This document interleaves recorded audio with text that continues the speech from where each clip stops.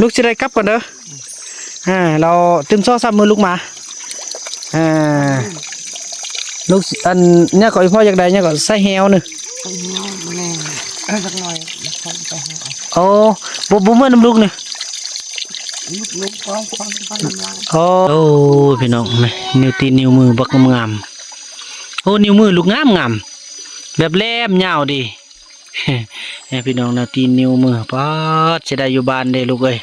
ผู้บักอันพอได้ครับกันได้ลูกเด้อพอเข้าก็ให้เพิ่นแล้วแล้วก็ยังต่างที่บ่าวบุญนำได้เอามาก็เอาให้หมดละแล้วก็แม่เฒ่ามีเพิ่นก็ฝากอันเงินไปซื้อยังก็อย่าสูบเนาะอย่าเส้นเพิ่นจะอยู่นี่เอามันปุกๆเลยนะพอเพิ่นจะเพราะว่าเพิ่นจีมาเนี่ยก็เพิ่นมาลิ้นเนาะลิ้นปูลิ้นป้าเราเพิ่นจะได้กลับไปเพิ่นละเพิ่นอิ่มก่อนเพิ่นว่าก็ถือว่า2-3 มื้อบ่าวเราจะกลับเข้ามาพี่น้องมาหาเด้อตึม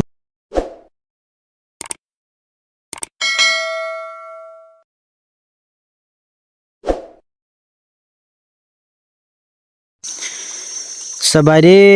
ท่านผู้ชมเนาะสบายดีภาพบรรยากาศในยามค่ำยามบ่ายตะเวนไกลจะตกดินอยู่ที่หมู่บ้านเผาต้องเรืองอยู่กลางดงพงไผ่พี่น้องเนาะจังซี่แหละกะสิอันนั้นเด้ออันพอได้ครับกันได้ลูกเด้อพอเข้าก็ให้เพิ่นแล้วแล้วก็ยังต่างที่บ่าวบุญนำได้เอามาก็เอาให้หมดละแล้วก็แม่เฒ่ามีเพิ่นก็ฝากอันเงินไปซื้อยังก็อย่าสูบเนาะอย่าเส้นเพิ่นจะอยู่นี่เอามันปุกๆเลยนะพอเพิ่นจะเพราะว่าเพิ่นจีมาเนี่ยก็เพิ่นมาลิ้นเนาะลิ้นปูลิ้นป้าเราเพิ่นจะได้กลับไปเพิ่นละเพิ่นอิ่มก่อนเพิ่นว่าก็ถือว่า2-3 มื้อบ่าวเราจะกลับเข้ามาพี่น้องมาหาเด้อตึม3 มื้อเด้อลูกกลับมาเด้อกันว่าบ่มีหยังติดค้างแล้วก็ลูกมุกกับเบิ้งอันแม่เท่าเด้อเนี่ยกับเบิ้งกันกินน้ำกันเด้อแล้วบ้านอีพ่อเข้ามาอีพ่อจีซื้อลูกอยากได้ยังไงเกาะจะจูบหานจูบฮานกาแฟโอเคแล้วก็เงินค่าหมักปีเงินค่าหมักปีพอมาให้เด้อจะได้กลับกันเนี่ย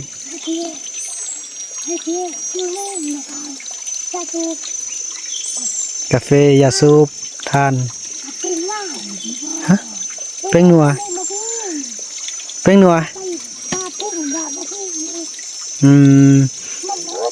มันอึดไปปลาแล้วมันอึดไม่ใช่กับเพิ่นว่าเอาเป็นนัวได้เนาะเกลือได้เอาบอกเกลือก็เอาเกลือก็เอาเป็นนัวก็เอาฮะโดยอันไส้ดีลูกเอาเลยพ่อบ่เอาเด้มันบกเข้าซากบกเข้าไส้เพิ่นว่าอยากได้ไส้สักแปดนี่อยากเล่นเนาะนั่นเด้อนั่นลูกมาเด้อพอชวนเพิ่นกลับเพิ่นกับบ่กลับเทื่อเพิ่นกินเพิ่นลิ้นกับบ้านกับเมืองลิ้นกับธรรมชาติยังบ่ทันอิ่มเทื่อเพิ่นว่าบัดอิ่มก่อนตามที่บ่าวนำคิดกะเดี๋ยวจะไปร่วมกันตอนย่างออกไปเนาะเด้อลูกมุกเด้อรักษาตัวเองให้ดีเด้อบายบายลูกบายเด้อแม่บายบ้านลูกมาหาโอ้อันนี้มันบ่อันเสียมขุดอันนั้นได้เนาะขุดมันน้อยเขาดีได้นี่ไปเขาสั้นก็ให้ละเนี่ยก็ให้มันละมีบ่มันมีเขาก็อีเนี่ยก็เพิ่นเอิ้นว่าจุกเนาะทุกอย่างที่เอามาเดี๋ยวพ่อลูกจะได้กลับก่อนเด้อเราเต็ม2-3 มื้อลูกมาลูกอันเนี่ยก่อนพ่ออยากได้เนี่ยก็ใส่แฮวนึงสักหน่อยคนไปหาบ่เมื่อน้ำลูกนึงลูกป้องน้ำลายให้ลูกลงก่อนมีรถเยอะให้ไปพร้อมกันไปบ่อันย่างเอาลูกบ่ได้นั่นถ้าเป็นแรกเนาะ เรื่องไปเราถ้ามึงพอบ้านเราอีกเมื่อกับเมื่อรถมันพอบ้าน เออถือว่าบ่มือน้ำลูกเนาะถือว่าสิย่างน้ำลังคำก่อนจริงๆมือเอา ทำสิ ทำแล้ว คือว่าหัวดีก็ดอกแล้วเมียบ่มือน้ำ บ่มีมีน้ำมี อืม แล้วอีลูกคือว่าไปลูกว่าอยู่เบิ่งอันนี้ ครับฟอไม่เท่ามีเอาขี้ยานผู้เฒ่าเด้อ เขา ไปเด้อลูกกลับก่อนโอ้กินน้ำก่อนพี่น้อยน้ำนี่กินได้มันบ่เนื้อเบิ่งตรงนี่นะพี่น้อยเนาะตุ่มแห้งเป็นแห้งตุ่มกาเป็นกาบ่ปะนี่ก่อนให้มันนอนหน่อยนึงก่อนให้มันนอนหน่อยนึงก่อนปะให้มันนอนเพราะว่ามันจะอันนั้น อ้าวแต่งหน้าแล้วลูกสาวมุกแต่งหน้าแล้วพี่น้องเอ้ย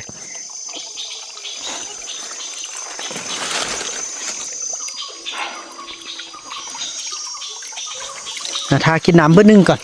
ลูกทากินน้ำเบอร์หนึ่งก่อนเด้อเย็นดีเนาะ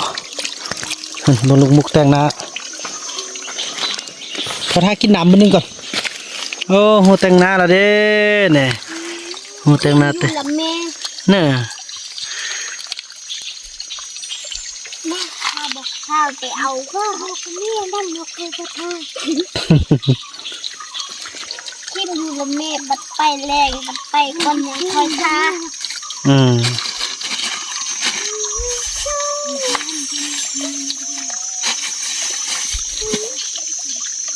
อันลูกมุกลูกเบิ้งนี่ไม่เท่ามีเราสิไปห้วยเมียงบ่ฮะ มีบ้างมีที่ไปห้วยเมี่ยงก็สิเอามาปะไว้อยู่นี่ คันเราไปนี่ละมาบ่ได้ก็เนาะ มาบ่ได้มันสิข้างดูแปะนั้น ไปบนสูงๆพุ่นน่ะบอกเราบ่ไปอยู่นี่เอาสิเด้อไปพุ่นมันใกล้โพด ไปอยู่พุ่นมันใกล้บ่แม่นคือ โอ้พี่น้องแม่นิ้วตีนนิ้วมือบักงามๆโอ้นิ้วมือลูกงามแบบแหลมยาวดี พี่น้องนิ้วตีนนิ้วมือป๊อดสิได้อยู่บ้านเด้ลูกเอ้ยผู้บักงามๆแล้วนี่นะเขาห้ำมงเฮียนเนี่ยโธ่งามขนาดเลยเนาะ อย่างน้อยก็ทันได้เข้าหน่อยนึงดีใจนำ เรื่องลำเป่าเองมันบ่ได้โซนที่เพิ่นนั่น แม่แขนขาพี่น้องซ้ำกับเล่าเอาความงามเด้อพอกลับก่อนมานี่มากินน้ำก่อนกินน้ำแล้วก็กลับก่อนเห็นบ่โอ้น้ำนี่ก็โอเคสะอาดอยู่เนาะ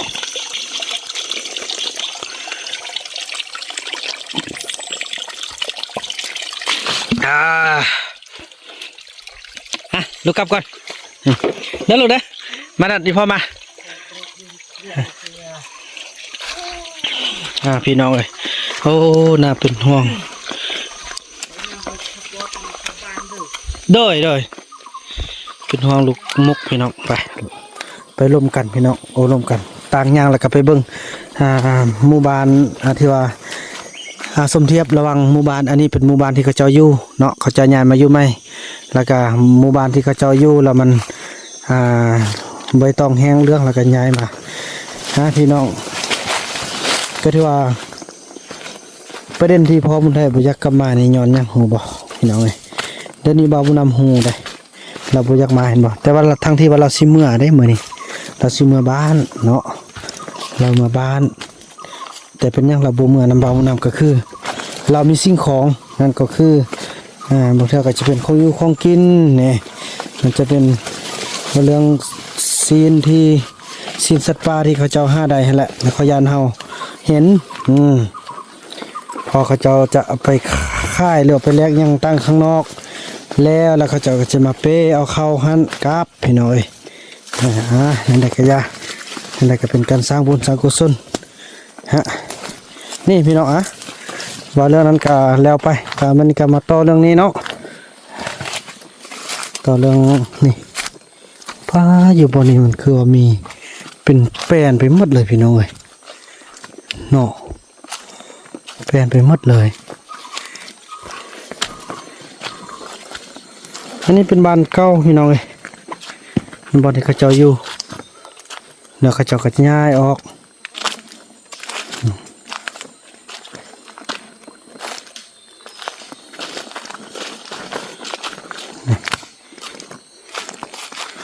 แบบดังเดิมคิดนัดแป้นเมื่อพี่น้องเนาะอันนี้เป็นโป่งเทียมเขาได้นี่ยังมีหมูมีสัตว์ป่ามาลงลิ้นอยู่ก็ให้โป่งเทียมให้ทางตอนที่ว่าเขาเลี้ยงงัวเนาะเป็นภาพความหลังพี่น้องเลยงมพิษงมทึกไปอันใดก็ได้อันนี้บุ้งเฮือนผู้ใดเลยนี่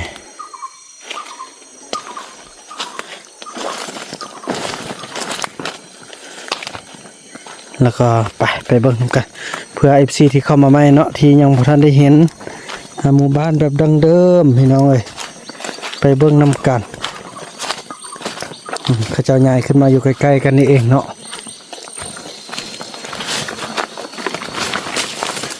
ไม่เท่ามีพี่น้องเอ้ยลมแล้วก็ลมตึมเนาะนี่เห็นบ่เงินนั่นไม่เท่ามีนี่บ่บุญนำคิดเคลียอันใดนึงละบางเทื่อก็ฮอดยามเพิ่นอยากมาพักผ่อนอยู่บ้านอยู่เมืองเพิ่นเขาแต่ว่าพอย่างบ่ได้แล้วเด้พี่น้องเด้นี่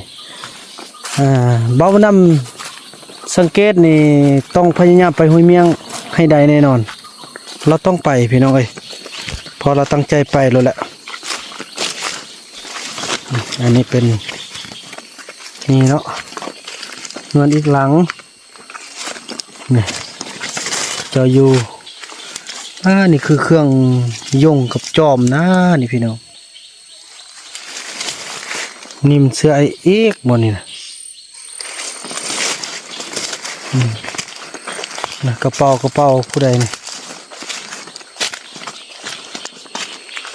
พี่น้องคือว่าได้ยินอันนี้กินได้เนาะเขาว่าอีลอกบอกพี่น้องเลยแม่นบอกพี่น้องคอมเมนต์บอกเลยเด้ออีลอกกะแกงได้เลยเนาะต้นงามสมบูรณ์แบบเลยอีลอกแล้วต้นใหญ่ขนาดพี่น้องพุ่นน่ะซ้ำดำพาพุ่นน่ะปกตินี่แม่นเลยเนาะอีลอกเนาะคอมเมนต์เบิ่งเด้อ FC ฝั่งไทยเฮาเห็นเขาเจ้าลงคลิปว่าอีลอกสินะจะบ่แม่นลูกเดือเด้กินได้บ่คอมเมนต์บอกเลยเด้อเนาะนี่แล้วก็มาหมู่บ้านที่2บัดนี้โอ้มาทางนี้รอดกองนี่แล้วได้บัดนี้นี่อันนี้เป็นบ้านที่เมื่อเราน่าจะแบบพร้อมได้ปฏิมาปลูกเฮือนอยู่นี่เนาะไกลกับต้นไม้ต้นนี้นี่แต่ว่าพี่น้องเอ้ยมันมีหมดเนาะบางนี่ก็เลยย้ายขึ้นไปถึงพุ่นเงินยังเนื้อนี้แหละคงสภาพเดิมแล้วก็นี่ก็บอกเข้าใจว่าเป็นยังนี่อีลอกได้เอามาฝักนี่เข้าใจยังกับบุหูเลยสมุนไพรบอกยังต่างบอกนอนนี่เป็นหมดบ่เป็นเสดบ่เป็นแนวใดเนาะพี่น้องเนาะไหมกระโดดอยู่กับพื้นจังสีแล้วน้ำไปกินอยู่ไซนี่บ่ไกลๆหัวเผานี่ก็ได้อันนี้ละพี่น้องเลยเนาะอย่างบนอยู่บนนอนเขาเจ้า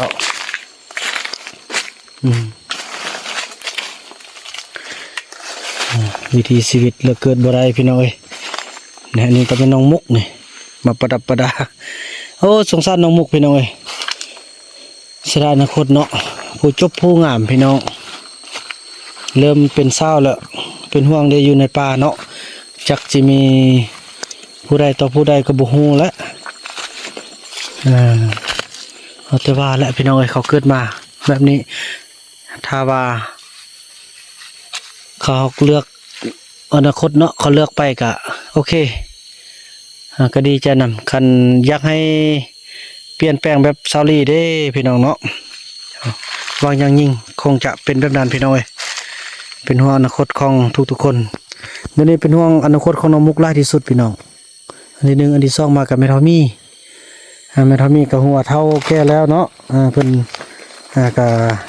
อยู่ได้ดนแล้วนะครับก็ธรรมดา แต่ก็เป็นห่วงว่าสิไปคันไปห้วยเมียงนี่กลับมาบ่ได้แท้พี่น้องเอ้ยบ่าวนํว่าส่วนเมื่อมื้อนี้เราบ่เมื่อเจ็บย่างบ่ได้บ่าวนํว่าสิเจียบ่ยอมให้เจียว่าบ่าวบุญนำมีเมียหลายคนแล้วว่าซั่นเพิ่นว่าความหมายก็คือว่าแบบบ่อยากให้แต่ตองนะเฮามีครอบมีครัวอะไรอย่างต่างบ่อยากพิจัยอย่างต่างแต่ว่าเฮานี่อยากเจียอยากช่วยเพิ่นออกมาแต่ว่าก็เพิ่นก็ปฏิเสธก็อย่าเนาะเพิ่นก็ว่าจะอยู่ 2-3 มื้อแล้วสิกลับลองเบิ่งแต่ 2-3 มื้อบ่าวน่าก็สิกลับมาเพราะว่าเพิ่นฝากเงินมาจำนวน56บ่56,000บ่เนาะจะซื้อยาซื้อหยังมาให้เพิ่นเนาะถือว่านั่นนะพี่น้องคลิปนี้บ่าวนํจะขออนุญาตจบคลิปกันซำนี้จะหยุดการถ่ายทำเพียงซำนี้พุ่นละพี่น้องไปพบกันในคลิปต่อไปแล้วก็หรือว่าบางเทื่อสั่ง 2-3 มื้อพุ่นละจึงจะกลับมาพี่น้องเนาะก็ถือว่ากลับมาแล้วก็มาเบิ่งว่าจิอยู่จิไปเนาะจิอยู่บ่นี้บ่หรือว่าจิอยู่บ่ต่อไปเฮาก็จะนำไปแต่ว่าแม่เท่ามีแท้เพิ่นก็มาอยู่นี่คันอยู่นี่ล่ะดีพี่น้องมีโอกาสได้กลับบ้านได้แต่ถ้าไปอยู่ห้วยเมียงคือลูกสาวมุกว่าแหละกลับบ่ได้และค้างอยู่พุ่นแหละแล้วก็สิไปต่อพุ่นตึมก็บ่ได้แล้วพอไปพุ่นก็มีผู้ที่ว่าสูงกว่านี้อีกตึม10เท่าพุ่นแหละคันแม่เท่ามีไปก็ถือว่าคุมดซะพี่น้องก็จะแม่นจบชีวิตกับหันเจ็บเป็นอีรุ่นบางเทื่อเฮาบ่ได้เข้าไปก็แล้วสำนักเพราะย่างก็บ่ได้แล้วเด้เขาเจ้าอยู่นี่บ่แม่นเขาเจ้าสิดูแลตลอดเด้พอตรงเรื่องเขาเจ้าก็ดิ้นรนของพ่อของมันเขาอยากไปเขาก็ไปอยากอยู่เขาก็อยู่ในฮอดระยะนั้นน่ะซ้ำกับอยู่ในกรงแล้วคันข้ามไปเบิ่งนั้นซ้ำก็อยู่ในกรงแต่เฮาก็จะพยายามช่วยเหลือแม่ตูเท่าที่จะช่วยเหลือได้ตอนนี้เพิ่นอยากอยู่นี่ครับเพิ่นอยู่นี่ก่อนเพิ่นอิ่มมื้อใดเฮาส่วนกลับบางเทื่อก็จะเอาสาวนกมาหาสาวนกเจียมาก็ได้พอเป็นผู้หญิงเนาะขอแต่อย่าไปฝั่งนั้นครับไปฝั่งนั้นแท้แน่นอนเลยถือว่ากะสิบ่สร้างสิว่าพี่น้องเนาะเอาแต่เว้นแต่กรรมว่าลองเบิ่งเนาะหวังว่าขอให้เพิ่นเปลี่ยนจิตเปลี่ยนใจกลับมาบ้านเมืองไวๆเนาะคลิปนี้บ่าวบ่าวนํจะขออนุญาตจบคลิปกันซำนี้ก่อนเดินทางกลับบ้านก่อนพี่น้องเอ้ยขอบอกขอบใจทุกท่านที่กดไลค์กดแชร์ที่ติดตามเป็นกำลังใจให้บ่าวบ่าวนํเพื่อจะมีกำลังใจถ่ายทำวิถีชีวิตของพ่อต้องเรืองถือว่าเป็นเผ่าเดียวเผ่าสุดท้ายที่ว่าน้อยและมีประสบการณ์น้อยที่สุดแล้วก็เป็นเผ่าสุดท้ายที่ว่าอยู่ในลาวที่ยังอยู่ในป่าเนาะคลิปนี้บ่าวบ่าวนํขออนุญาตกล่าวคำว่าสบายดี